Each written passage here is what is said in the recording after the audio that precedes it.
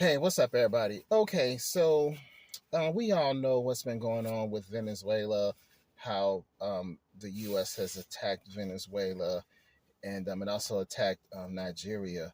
And what I like to do is I like to look at the big picture and see if there are any dots that can be connected. And something Andy Shackman said a couple days ago really hit home with me, and it really made me think.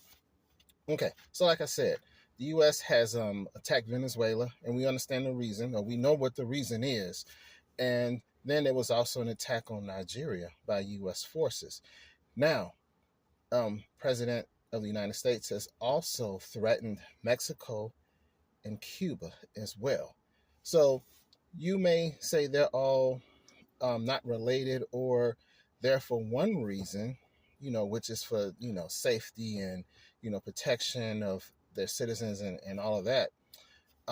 But there's another reason that really makes sense to me, and I'm just curious to see what you think. Um, each of these countries, Cuba, Mexico, Venezuela, and Nigeria, have applied to the BRICS.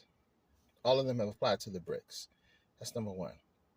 Number two, Venezuela and Nigeria are both rich in oil, and both countries have sold their oil in yuan outside the US dollar. So, I mean, hey, I could be wrong, but I'm looking at the big picture here. And the big picture to me says the US wants to retain control of the monetary system and retain control as a global power, as a world power. How does it do that?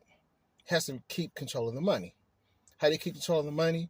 By preventing any other entities from using a different currency other than the US dollar.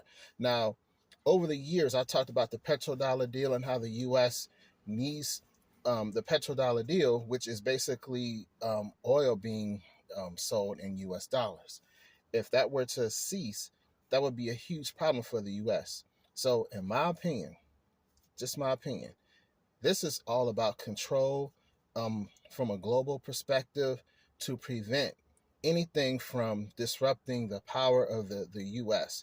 And again, each of these countries have applied to BRICS, and two of them are also selling their oil outside the U.S. dollar.